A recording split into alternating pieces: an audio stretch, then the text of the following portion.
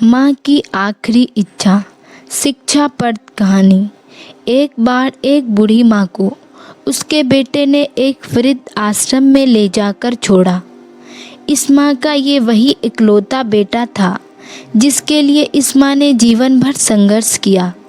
इस बेटे के लिए वह सब कुछ किया जो एक माँ को करना चाहिए या माँ कर सकती है, और आज भी अपने बेटे को किसी भी तरह की परेशानी न हो इसलिए आश्रम में रहने के लिए भी तैयार हो गई।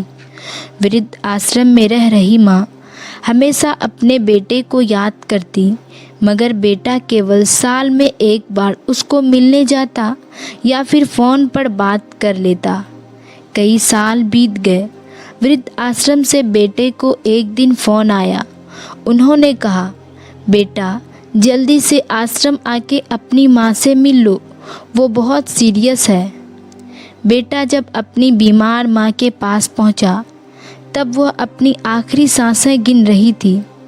बेटे ने अपनी माँ से उसकी आखिरी इच्छा पूछते हुए कहा, माँ मैं तुम्हारे लिए क्या कर सकता हूँ, बताओ।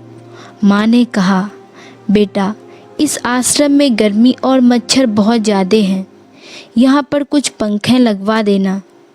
फ्रिज ना होने की वजह से यहाँ पर हम बूढ़ों को कई बार भूखे पेट ही सोना पड़ता है, क्योंकि किसी के दिया हुआ खाना खराब होने से नहीं बचा पाते। तो इस आश्रम के लिए एक दो फ्रिज भी खरीद कर दे देना। बेटे ने अपनी माँ की सारी बातें सुनी और अपनी माँ से पूछा, आपने इतने साल यहाँ पर निकाल दिए पर आपने कभी भी यह बातें मुझसे नहीं कही, और अब जब आपके पास टाइम नहीं बचा है तब आप यह सब कह रही हैं, ऐसा क्यों? माँ ने बेटे को जवाब देते हुए कहा, बेटा मैंने गर्मी, भूख और पीड़ा सहन कर ली, लेकिन मुझे पता है जब तेरे बच्चे तुझे यहाँ पर छोड़ कर जाएंगे तब तू यह सब सहन नहीं कर पाएगा। इसीलिए तेरी सुविधा के लिए मैं तुझे यह सब लगाने के लिए कह रही हूँ।